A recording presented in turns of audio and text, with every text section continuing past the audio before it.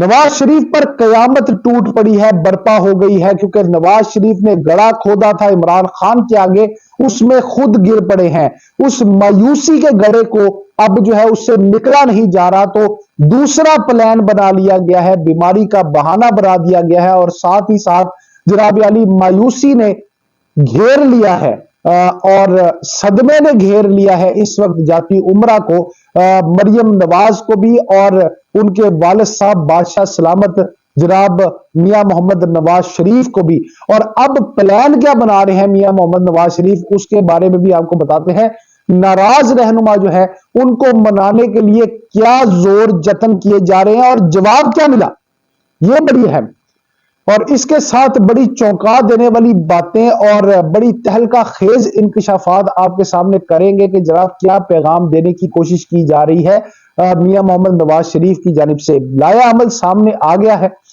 عمران خان کی مخالفت میں اندھے ان لوگوں کا جو معاملہ ہے وہ آپ کے ساتھ ڈسکس کروں گا اور آپ کو بتاؤں گا کہ اب پلاننگ چل کیا رہی ہے درمیان میں، اور مقتدر حلقوں کے حوالے سے بھی، اور کیا شکایات جو ہے وہ انبار لگا دی ہیں نواز شریف نے، یہ بھی آپ کو بتاؤں گا۔ اس کے ساتھ ساتھ قریبی ساتھی کے اوپر فائرنگ ہوئی ہے، اس کا کیا اثر ہوا ہے یہ بھی آپ کو اسی ویلاگ میں بتاؤں گا، تو ویلاگ پورا دیکھیے گا۔ اور اس سے پہلے درخواست یہ ہے کہ چینل کو لائک کریں، سبسکرائب ضرور کریں اور ساتھ ہی ساتھ اپنا فیڈ بیک بھی دیں، کیونکہ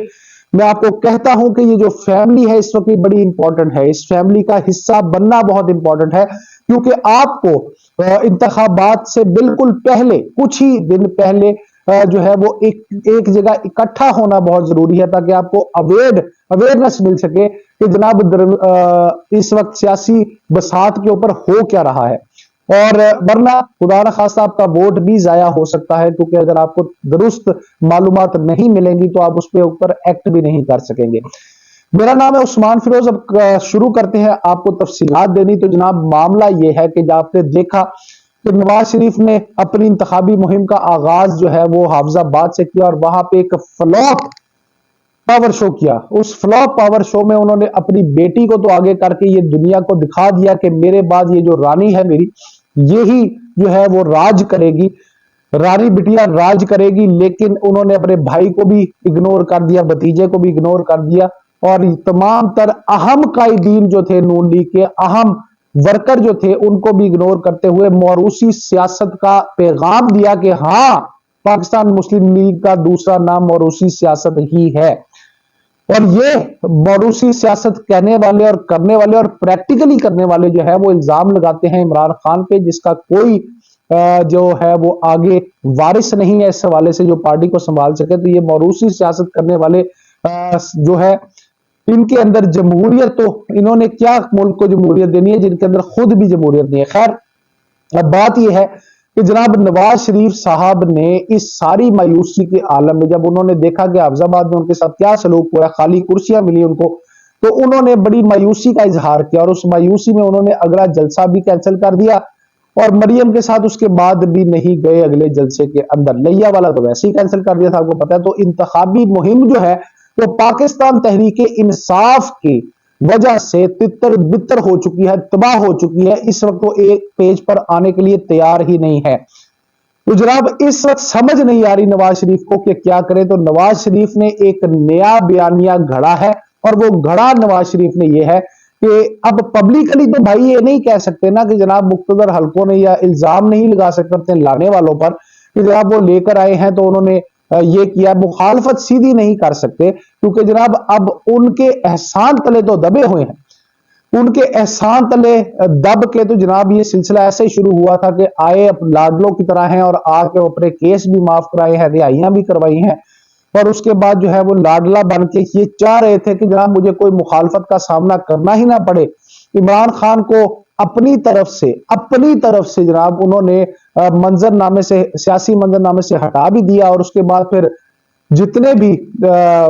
جو مخالفین تھے، جیسے جتنے بھی کیا اصل مخالفین میں مطلب اصل تو مقابلہ عمران خان کے ساتھ ہی تھا نا، تو ان کے انتخابی نشان بھی چھین لیا۔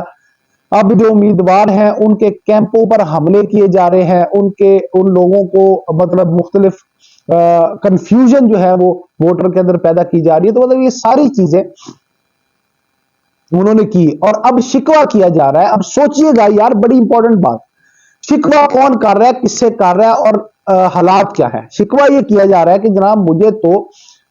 जो डील की गई थी, लंदन प्लान था, उसके मुताबिक तो मुझे उन्होंने डील ही नहीं किया। कुछ बातें मेरी मान ली, लेकिन अभी जो उनके करीबी हल्के ना, उसमें ये बात कर रहे हैं कि जनाब मेरे साथ तो बड़ी नाइंसाफी की गई है, और मुझे तो वो जो मेरे से वादे किए गए थे उसमें से 30% वादे सिर्फ पूरे किए और उसके बाद नहीं किया। अब इसके जवाब में बड़ी बड़ी चपेट पड़ी है, और वो भी सुन लीजिए क्या है कि जनाब सोर्सेज ये कहते हैं कि नवाज शरीफ साहब को सीधा सीधा बता दिया गया कि भाई तुम्हारी तो मकबूलियत जो है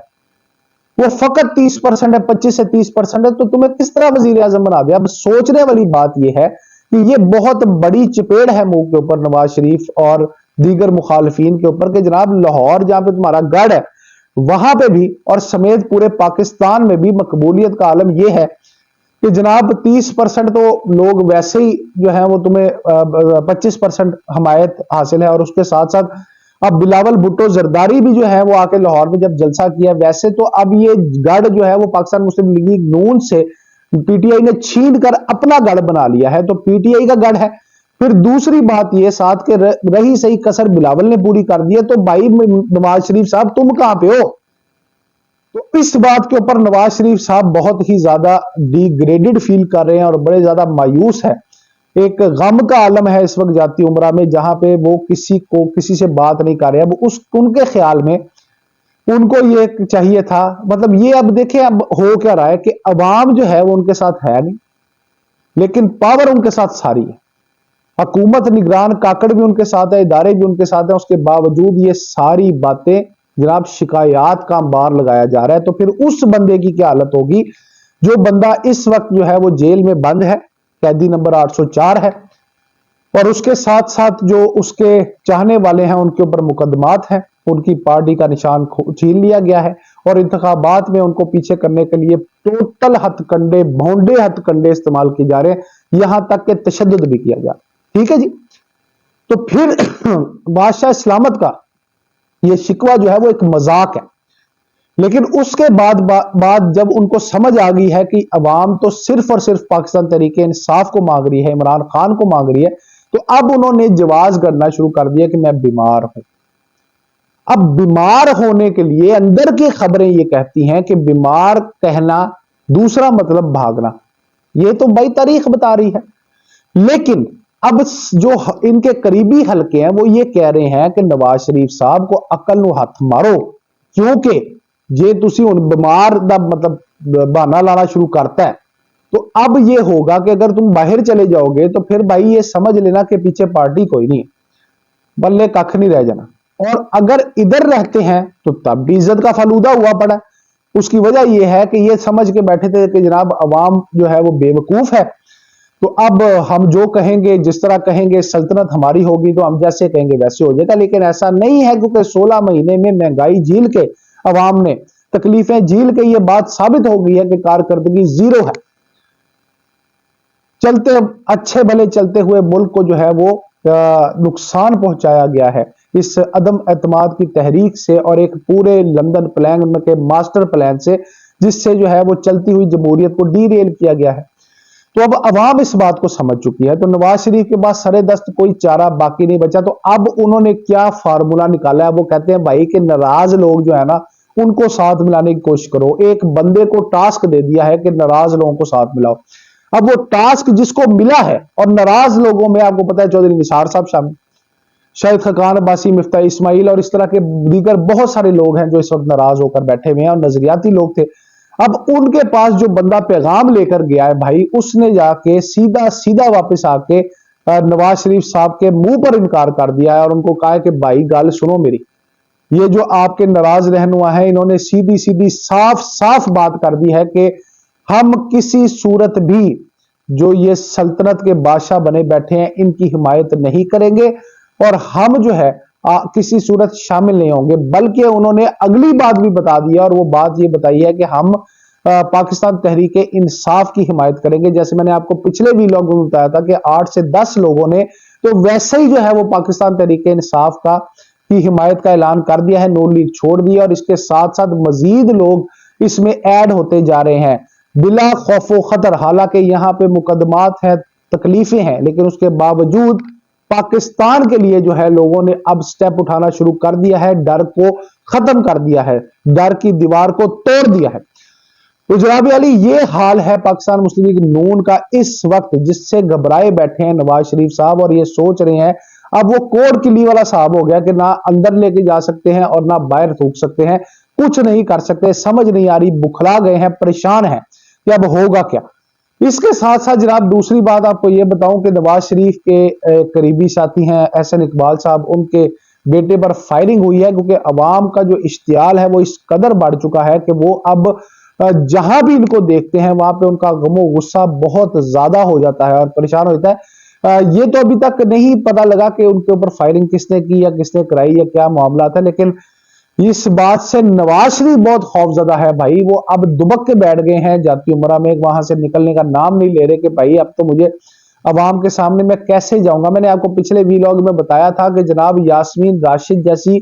बहादुर औरत जो कैंसर पेशेंट भी हैं, वो उन्होंने भी अदालत में खड़े होकर ललकार के कहा था कि नवाज शरीफ तुम में अगर हिम्मत है तो अपने हल्के के अवाम का सामना करो।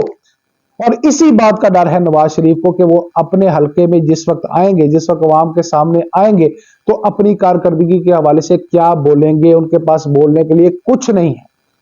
अवाम महंगाई की चक्की में पिस रही है, अवाम के आगे पेट्रोल बम गिराए गए हैं, अवाम की रोटी छीन ली गई है, अवाम के ऊपर बिजली गिराई गई है, क्या कुछ 16 माह के अंदर नहीं हुआ। अब किस मुंह से जाओगे भाई अवाम के पास। तो जब इस बात का खौफ होगा, और दूसरा ये बात प्रैक्टिकली नवाज शरीफ ने देख ही लिया, और दूसरी तरफ शेर अफजल मरवत जो है वो ऐसा शेर है, वो जहां खड़ा हो रहा है वहां पे जमे गफीर लग रहा है। जो कन्वेंशन हो रहा है, जहां जहां पूरे मुल्क में पाकिस्तान तहरीक इंसाफ के कन्वेंशन हो रहे हैं, वहां वहां लोग जो है वो इतने इकट्ठे हो रहे हैं जिसका मतलब हिसाब ही कोई नहीं है, कंट्रोल से बाहर है। तो ये दोनों सिचुएशंस जब काग तो है ना भाई बहुत ज्यादा, ये सियासी तौर पे बहुत सियाने तो है ना, तो इस बात को देखते हुए परेशानी का आलम इतना है कि अब भागने पर गौर हो रहा है, भगोड़े होने पर एक दफा फिर गौर हो रहा है कि भाई किसी तरह इज्जत बचा ली जाए। तो इज्जत बचाने के लिए क्या करते हैं वो आपको जल्द पता लग जाएगा, लेकिन सफों में इस वक्त खलबली मच चुकी है और देखना यह है कि इंतखाबात से पहले अगर इमरान खान बाहर आ गए तो फिर तो